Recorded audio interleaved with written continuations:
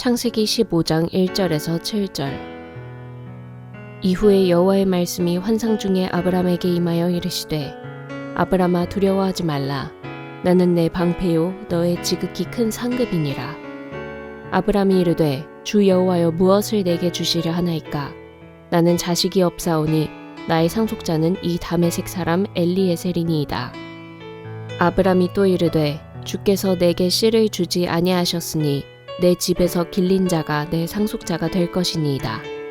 여호와의 말씀이 그에게 임하여 이르시되 그 사람이 내 상속자가 아니라 내 몸에서 날 자가 내 상속자가 되리라 하시고 그를 이끌고 밖으로 나가 이르시되 하늘을 우러러 뭇별을 셀 수 있나 보라. 또 그에게 이르시되 내 자손이 이와 같으리라. 아브람이 여호와를 믿으니 여호와께서 이를 그의 의로 여기시고 또 그에게 이르시되 나는 이 땅을 내게 주어 소유를 삼게 하려고 너를 갈대아인의 우르에서 이끌어낸 여호와니라.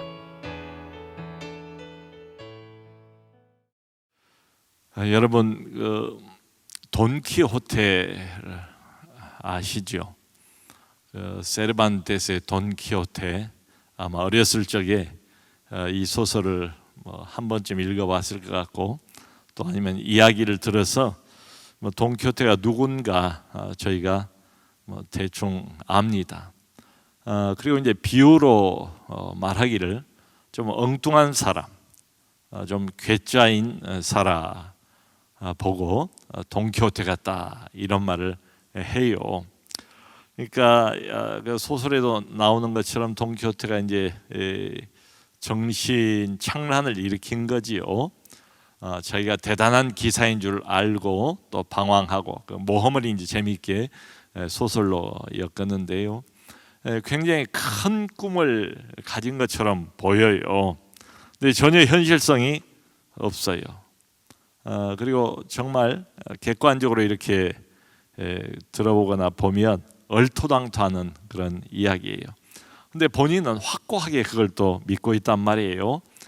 그래서 이제 이런 사람들을 흔히 우리가 외골수다 이렇게 말을 해요. 그러니까 본인은 거기 취해가지고 나름 확신을 가지고 무턱대고 돌진을 하는데 겉에서 보면 정말 이해도 안 가고 납득도 안 가는 이런 사람들 보고 좀 돈키호테 같다 이런 말을 해요. 뭔가 현실성이 전혀 없는데 자기 혼자만 뭔가 이렇게 마찬 꽂혔어요. 거기에 완전히 거기 이제 집착을 하면서 그걸 이제 밀고 나가는 이런 사람들 보고 저희가 돈키호테 같다 이런 말을 합니다. 별로 좋은 표현은 아니지요. 약간 이제 조롱하는 듯한 이런 표현이기도 해요. 여러분 그런데 이걸 예를 들어 성경에 나타난 모세의 출애굽 사건에 한번 적용을 해보면 어떨까요? 지금 애굽 땅에서 무려 400년을 살았단 말이에요. 여기 오늘 본문 15장 뒤에 보면 이제 아브라함과 그 자손이 당할 일들을 내다보면서 이미 수백 년 전에 하나님께서 예언을 하시는 내용이 쭉 나와요. 애굽 땅에서 있다가 4대 만에 다시 이 땅으로 돌아올 것이다. 그러니까 아직 아브라함의 자손 누가 태어나기도 전이에요. 그것까지 합치면 약 600년 정도 간격이 있습니다. 600여 년 전에 하나님께서 멀리 내다보시고 그것을 예언한 장면이 이 뒤에 나옵니다. 근데 모세가 출애굽을 이끌고 백성들을 나올 때만 해도 무려 400년이라는 장구한 세월을 애굽 땅에서 이 사람들은 노예 생활을 했어요. 종살이에요. 그러니까 태어나면서부터 나는 종이었고 애굽 사람들은 상전이었고 그런 것으로 알고 어려서부터 그렇게 쭉 살아왔어요. 그 세월이 할아버지부터 이렇게 쭉쭉 이어서 400년을 이어져 내려온 거예요. 여러분 400년 동안 제대로 뭘 배우지도 못하고 무슨 의지가 있는 것도 아니에요. 이 사람들이 그냥 종인 줄 알고 살아요. 근데 이 사람들 전체를 전 민족이죠. 히브리 민족 전체를 다 끌고 애굽을 탈출해 나온다는 것, 출애굽, 이거 정말 누가 생각해도 얼토당토하는 일 아닙니까?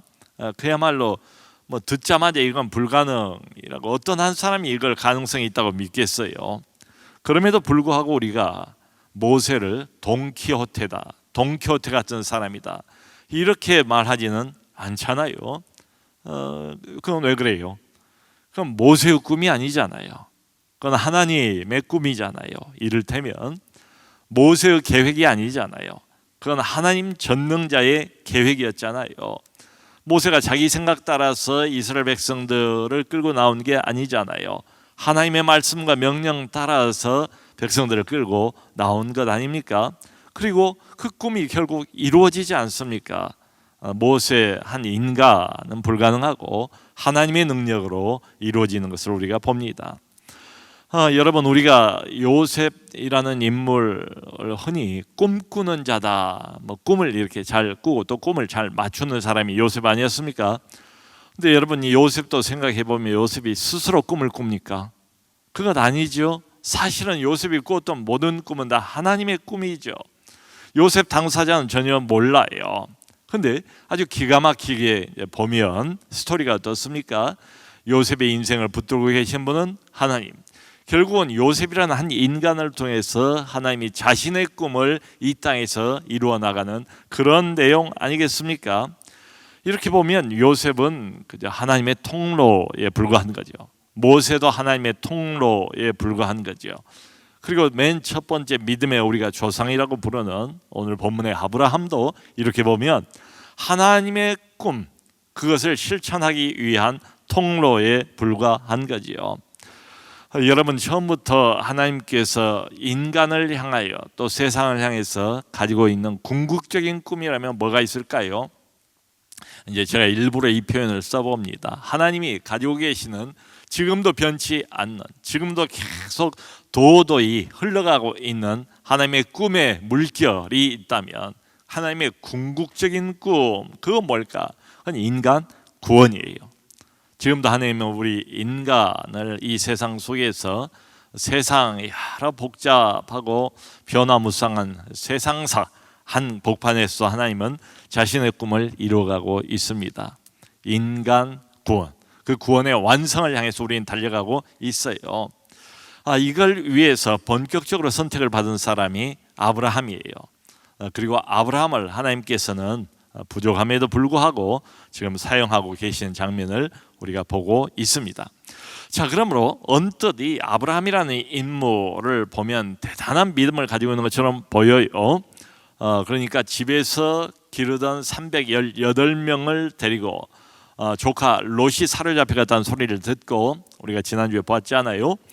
북부 연합군 4개 연합군 4명의 왕이 함께 합쳐서 그야말로 큰 전쟁을 벌여서 승리하고 모든 걸 다 끌어간 이런 상황에서 그들을 뒤쫓아가서 그들을 다 격파하고 그리고 자기 조카 롯과 빼앗기던 물건을 다 빼내오지 않습니까?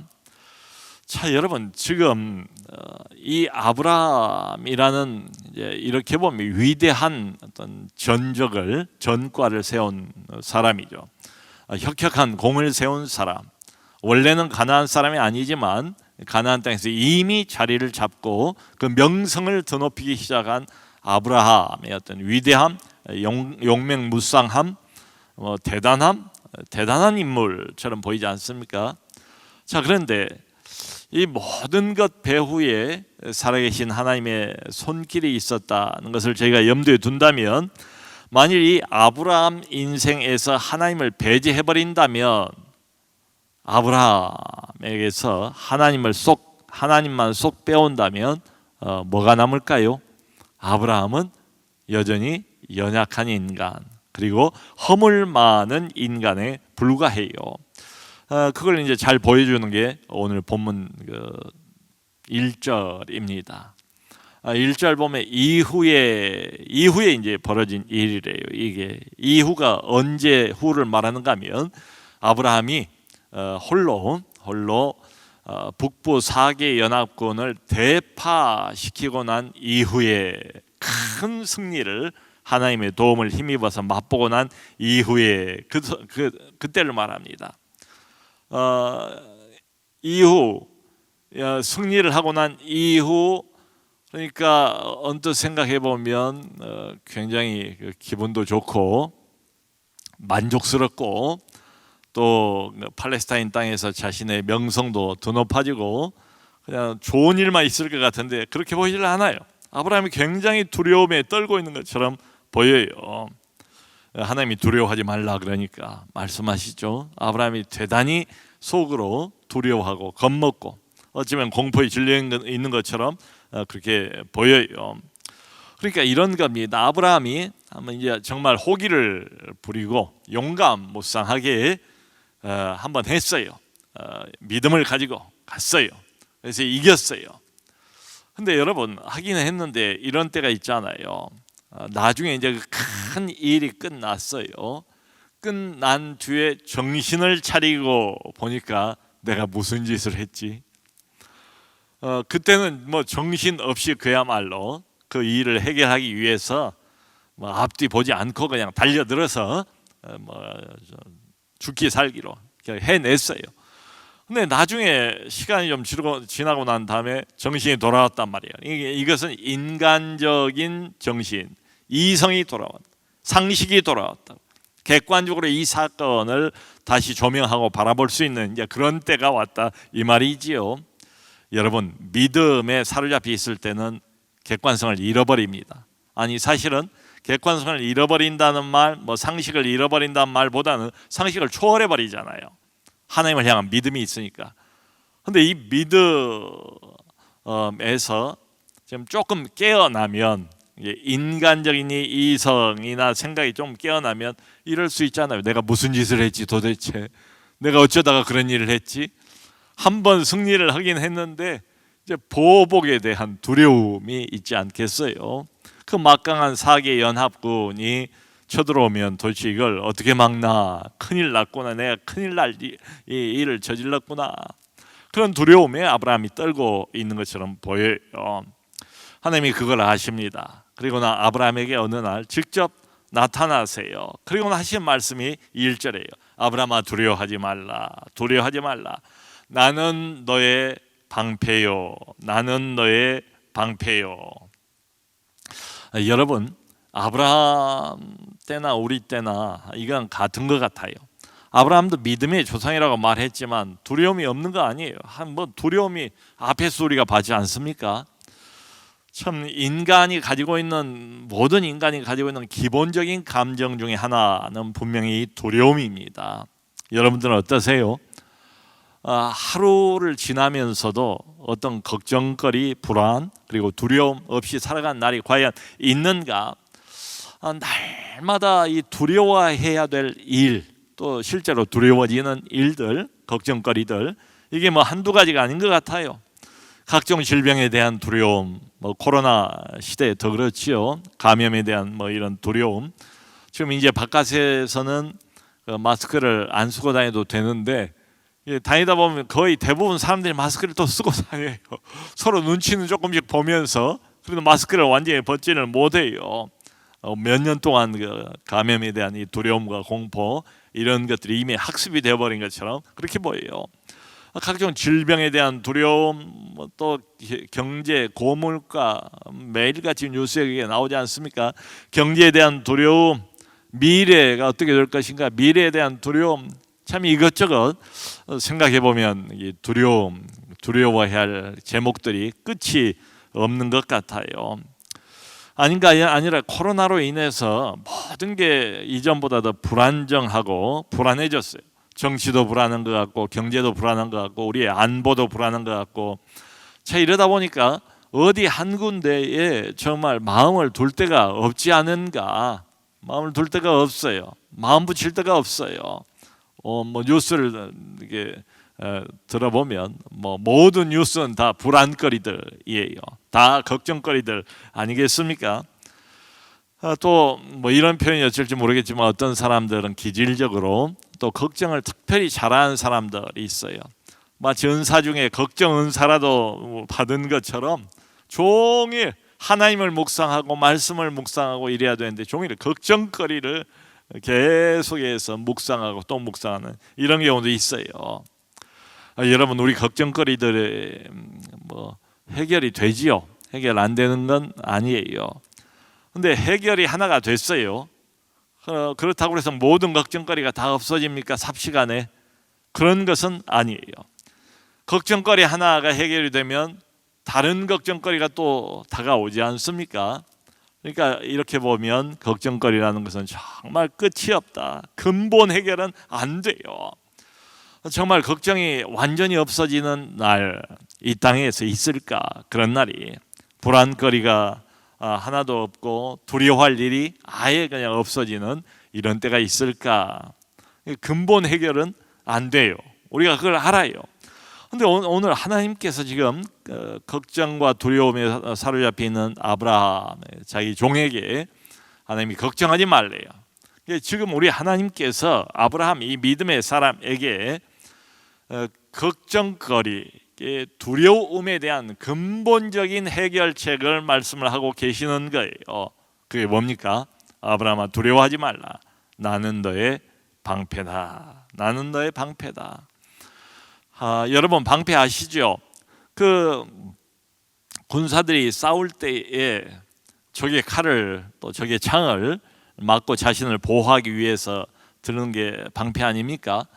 그러니까 나를 지켜주는 방패, 바깥의 공격으로부터 나를 안전하게 지켜주고 내 생명을 보존해 주는 게 바로 방패 아니겠습니까? 그 비유를 그대로 하나님이 쓰시는 거예요. 우리는 종종 세상적인 방패들을 만들어내려고 애를 쓰잖아요. 돈을 방패로 삼고 또 나의 권위를 방패로 삼고 나의 인맥과 인간 관계를 방패로 삼고 등등. 그러면서 우리는 안전을 추구하지 않습니까? 근데 이런 것들도 다 완벽하진 못해요. 우리가 아는 것처럼. 그게 무너져 버릴 때는 얼마나 또 허망해집니까? 얼마나 우리 인생에 커다란 구멍이 뚫려버립니까? 그게 없어지면 삽시간에 우리도 함께 무너진 경우도 종종 경험하지 않습니까? 근데 하나님은 근본적인 불안과 두려움으로부터의 해결책을 지금 말씀해 주시는데 그게 뭔가 하면 아브라함아 두려워하지 말라. 왜? 그 이유는 내가 너의 방패다. 내가 너의 방패다. 나 하나님이 너의 방패다. 그러니까 이 말은 방패로 우리를 막고 보호하고 계시는 하나님을 먼저 외부에서 무너뜨리지 않는다면 나는 결코 해를 입을 수가 없는 거지요. 그러니까 하나님께서 모든 바깥으로부터 오는 이 공격들, 해악들을 다 막아주시겠다. 이런 약속이면서 선포 아닙니까? 생각해 보세요, 여러분. 만일에 하나님이 정말 내 인생의 방패다. 하나님이 우리 가정의 방패다. 그러면 과연 그 어떤 것이 나를 해칠 수 있을까요? 하나님을 이길 수 있는 그 무엇이 있습니까? 하나님을 먼저 그 방패니까 무너뜨려야 그 다음에 내게 뭔가 해를 가할 수가 있을 텐데 전능하신 하나님, 불가능이 없으신 하나님, 누가 과연 우리를 해칠 수 있겠냐 이 말이죠. 여러분, 우리가 인생을 살아가다 보면 정말 느닷없는 일들이 많잖아요. 참 인생의 변수가 많아요. 지금까지 살면서도 그런 변수들이 많았고 현재도 변수가 있고 앞으로도 어떤 변수가 어느 골목에서 나도 모르는 사이에 튀어나올지 우리가 알 수가 없어요. 그래서 우리가 두렵고 불안하죠. 여러분, 그런데요, 여기 이제 근본 해결책, 내가 너의 방패다. 만일 이걸 한번 생각해 봅시다. 우리가 하나님을 믿고 지금 여기까지 살아왔어요. 그동안에도 여러 문제도 있었고 사건도 있었고 어려움도 있었고 그랬어요. 그런데 하나님이 우리의 방패라고 말씀을 하셨으니까 만일에 내 인생에서 과거에 하나님께서 방패가 되지 않으셨더라면 내가 어떤 일을 당했을까요? 내가 어떤 일을 과연 당했을까요? 하나님을 방패라는 관점에서 한번 생각을 해보자고요. 여러분, 만일 하나님께서 방패 노릇을 안 해주셨더라면 과연 내가 그 위기를 막을 수 있었을까? 내가 큰 실수를 했어요. 누구나 다 실수를 하니까. 근데 하나님께서 내 방패 역할을 해주지 않았더라면 그 실수를 내가 과연 만회할 수 있었을까? 내가 잃어버렸던 신뢰를 다시 얻을 수 있었을까? 만일 하나님께서 내 방패 역할을 해주지 않았더라면 내가 빠져버렸던 그 함정에서 다시 빠져나올 수 있었을까? 참 이런 것 등등을 생각을 해보면 아찔한 이런 느낌이 들지요. 내가 너의 방패다. 그러니까 두려워 말라. 애굽에 내려갔을 때도 실수는 아브라함이 했어요. 비겁하게 자기 부인을 누이라고 속이지 않습니까? 그런데 모든 금은 보화, 뭐 각종 재산 이런 것들을 얻어가지고 나오게 해주신 분은 하나님이세요. 그러면서 하나님께서 1절에 보면 아브라함아 내가 너의 방패다. 나는 너의 지극히 큰 상급이다. 하나님께서 자신을 지극히 큰 상급 보상이라고 또 소개를 해주세요. 지난번 대승을 하고 돌아왔을 때 소돔 왕이 사람만 돌려보내고 물건은 다 당신이 가지시오 했을 때 아브라함이 뭐라고 선언을 했습니까? 내가 당신으로부터 내가 아브라함을 치부하게 했다는 소리를 듣지 않기 위해서 실 한 오락이라도 신발끈 하나라도 갖지 않겠다 하면서 모든 영광을 모든 공로를 하나님께 돌리는 아브라함을 보지 않았습니까? 하나님께서 매우 이제 그 장면을 흐뭇하게 보셨던 것 같아요. 그러면서 이어서는 말씀이 하나는 두려워 말라 내가 방패다. 또 하나는 내가 바로 너의 지극히 큰 상급이다. 내가 너에게 지극히 큰 보상을 해주겠다. 이렇게 이제 약속을 하신 셈이에요. 그랬더니 아브라함이 이제 이 보상, 이 이야기를 듣고 바로 이렇게 이제 반응을 보입니다. 하나님 나는 자식이 없습니다. 자식이 없습니다. 하나님이 나를 부르실 때에 천하 민족이 너로 말미암아 복을 받을 것이다. 후손에 대한 약속을 해주셨는데 지금 이때가 나이가 80이 훨씬 넘은 것으로 보여요. 상당히 이제 나이도 많이 먹고 약속을 받은 지가 오래됐는데도 아직 자식 하나가 없어요. 이 늦은 나이인데도. 그래서 아브라함이 이 이야기를 꺼내는 겁니다. 아마 마음속에 계속해서 하나님을 향해서 가지고 있던 의문인 것 같아요. 언제 주시려나, 이제 주시려나, 저제 주시려나. 근데 나이는 점점 먹어가는데 자식은 아직도 없어요. 그러면서 하는 말이 아마 마음속으로 이제 이런 결심을 한 것 같아요. 그래서 나의 상속자는 바로 내가 길리온 여기 충실한 나의 종 다메섹 사람 엘리에셀입니다 라고까지 이야기를 했어요. 뭐 이해할 수 있지요. 객관적으로 보면 후손이 있으려면 진즉이 있어야 되는데 아직까지도 후손이 없어요. 자식이 없어요. 여러분 그런데 어떻습니까? 우리가 결론을 보면 사실 이때보다 한참 뒤에 가서야 하나님이 비로소 완전히 모든 소망이 인간적으로 다 끊어져 버렸을 그때에 하나님께서 하나님의 능력으로 정말 기적으로 생명의 씨앗을 주지 않습니까? 약속은 들었는데 말씀은 있는데 말씀이 이루어질 조짐이 전혀 보이질 않는 거예요. 그러면 사람은 아브라함도 그랬던 것처럼 어떤 생각이 들겠습니까? 하나님이 약속한 것은 분명하니까 인간적인 방식으로 그 약속을 이루려고 애를 쓰지요. 그래서 나중에 보면 결국 이삭을 낳기 전에 이스마엘을 먼저 낳지 않습니까? 이스마엘을 인간적으로 하나님 약속의 말씀을 이루어 드리려고 노력을 하는 거예요. 그런데 이스마엘이 어떤 결과를 가져옵니까? 그 집안의 그 갈등, 화근 이렇게 되죠. 우리도 종종 하나님의 말씀과 약속을 듣는 때가 있습니다. 그런데 그게 잘 이루어지질 않는 것 같습니다. 기다리고 기다립니다. 그런데 안 이루어집니다. 기다리다 지쳐버립니다. 왜 하나님이 안 이루어지실까? 하나님은 하나님의 시간이 따로 있어요. 우리 시간하고는 많이 달라요. 우리는 되게 급합니다. 약속해 주셨으면 좀 빨리 눈에 이게 보일 수 있게끔 약속을 드려주시면 좋은데 하나님은 급하지가 않으세요. 정말 세상에서 느긋하신 분이 하나님이세요. 이스라엘 백성들 애굽으로 보내서 건져온데 400년, 모세 한 사람을 자기의 종으로 부르는데 80년. 그게 하나님이세요. 우리는 급하지만 아직 하나님의 시간, 그 카이로스의 시간이 안 된 거예요. 아직 인간의 시간인 거예요. 더 기다려야 하는 거예요. 여러분 아브라함도 지금 훈련을 받고 있는 중 아닙니까? 지금 아브라함이 부름 받자마자 믿음의 조상이 된 게 아니잖아요. 지금 믿음 훈련을 계속 받아가는데요. 믿음 훈련, 믿음 성장에서 필수 과목은 뭔가 하면 이 기다림이에요. 기다림. 하나님이 약속하십니다. 말씀하십니다. 하나님이 이루십니다. 하나님의 방식으로 이루세요. 그러니까 무조건 하나님이 말씀하신 그것이 그냥 내 눈앞에서 이루어만 지면, 성취만 되면 그러면 이게 다 된 게 아니에요. 하나님의 약속의 말씀이 이루어질 때 하나님의 방식으로 이루셔야 돼요. 거기까지가 하나님의 뜻이에요.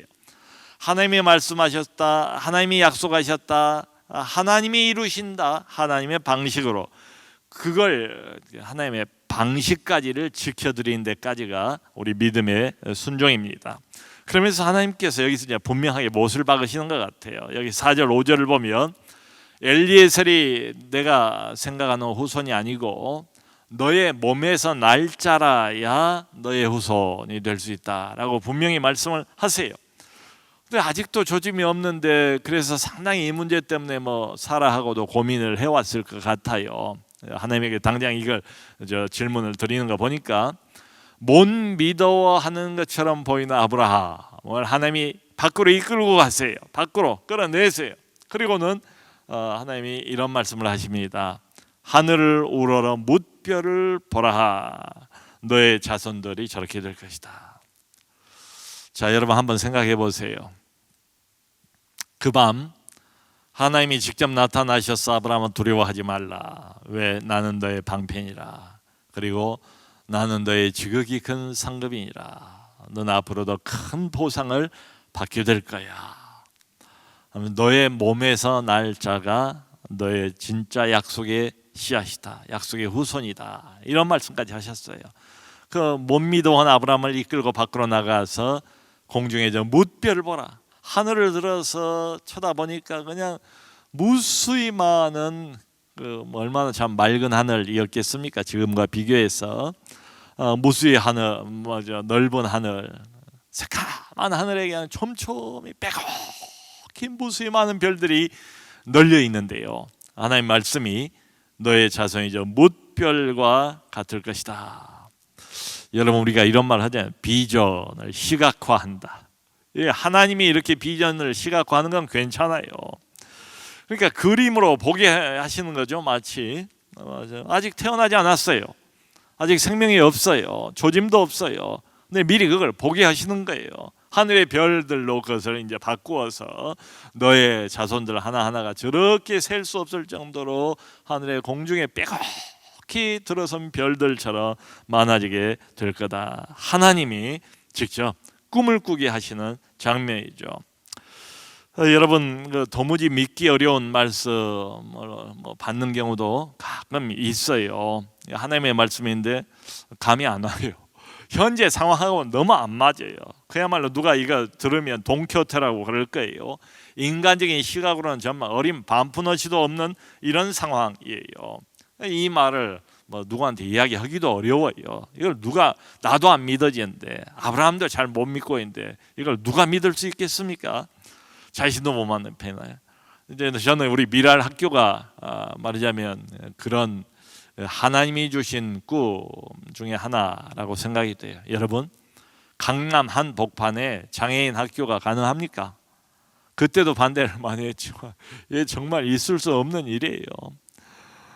주변을 보세요. 얼마나 여기가 지금 시내 한복판이 되어가고 있습니까? 몇 년 전하고도 지금 이 주변이 다르지 않습니까? 이 강남 한복판에 특수장애학교 미랄 학교를 하나님이 세우신 거지요.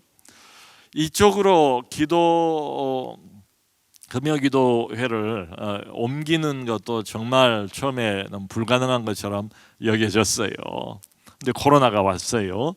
근데 가장 큰 문제 중에 하나는 여기 방음이에요. 보시는 것처럼 이게 안 그런 것처럼 보여도 어디가 많이 뚫렸어요. 밖에서 이제 여기 기타를 치거나 시끄럽게 이제 저희가 찬양을 하고 하면 밖으로 이제 이게 소리가 나가요. 저희가 여러 번 그 실험도 했어요. 샘터마을 가가지고 샘터마을 여기서 들어보고 저기서 들어보고 소리가 어떻게 들리는가, 얼마만큼 주민들에게 방해가 될 것인가, 이게 이쪽으로 옮기는데 가장 큰 그 난관 중에 하나였어요. 그런데 그때 저희가 참 여러 이제 업체들을 수소문을 했습니다. 과연 이 체육관 시설이 뻥뻥 뚫려 있는 이 방음을 그렇게 많은 돈을 들이지 않고 적절한 가격에 방음을 제대로 할 수 있는 사람이 누가 있을까 기도하면서 찾았어요. 그러다 양집사라는 분을 만났어요. 교회 집사예요. 그런데 말씀을 들어보니까 이분이 성실하고 경험이 많고 교회 건축도 많고 체육관 시설 공사를 여러 번 한 사람이란 걸 우리가 알게 됐어요. 우리는 그것을 마치 사인으로 저는 받아들였습니다. 아브라함아, 저 하늘을 봐라. 저 무별들을 하나님께서 보여주시면서 마치 그림으로 시각화를 시켜서 비전을 심어주시는 것처럼 그 양집사라는 분을 만났을 때 하나님이 보내신 사람이구나. 하나님의 사인으로 우리는 아멘으로 받아들였습니다. 아브라함이 얼마나 그걸 바라보면서 마음에 이렇게 벅차올랐을까 짐작을 해봐요. 근데 오늘 본문을 보면 결정적인 것은 아브라함의 반응이에요. 반응. 6절을 보면 이렇게 말합니다. 아브라함이 여호와를 믿으니 여호와께서 이를 그의 의로 여기시고. 자, 여러분, 이건 신약 성경에서도 굉장히 유명한 구절입니다. 바울이 로마서 4장에서 이걸 그대로 인용을 해요. 하나님이 말씀하셨어요. 지금은 아무것도 안 보여요. 조짐도 없어요. 그런데 하나님께서 무뼈를 보여주시면서 너의 자손들이 저렇게 될 것이다. 그랬더니 아브라함이 바로 이어서 조금도 주저하지 않고 아브라함이 여호와를 믿으니 여호와께서 이를 그의 의로 여기시고. 여러분, 아브라함의 위대한 점은 바로 이것 아니겠습니까? 하나님의 말씀을 그대로 아멘으로 믿었대요. 인간적으로는 믿을 수 없어요. 믿기 어려워요. 그런데 아브라함이 이렇게 생각한 거죠. 저분은 하나님이셔. 하나님이 말씀하셨으면 나는 안 믿어지만 그대로 될 거야 라고 믿은 거예요. 하나님이 이것을 아주 높이 평가를 하셨답니다. 그래서 아브라함을 의롭다고 여겨주셨대요. 여러분, 예전이나 지금 이 순간이나 아브라함 자체는 절대로 의롭지 못해요. 그런데 뭐가 어려운가? 하나님이 주신 이 말씀, 얼토당토하는 이 말씀, 그걸 그대로 믿었대요. 아브라함이 자신이 한 이 말씀과 약속을 믿는 것을 보시고 하나님께서 아브라함을 의롭다라고 인정을 해주셨대요. 여겨주셨다라고 오늘 나오지 않습니까? 여겨주셨다. 이 여겨주시다라는 히브리어 단어가 하스와브라는 단어예요. 하스와브. 근데 이 말은 인정하다, 전가하다. 사실은 그렇지 않은데, 사실은 의롭지 않은데 완벽하다고, 의롭다고 그 믿음을 보시고 하나님께서 아브라함이 의롭다고 여겨주셨대요. 인정해 주셨대요.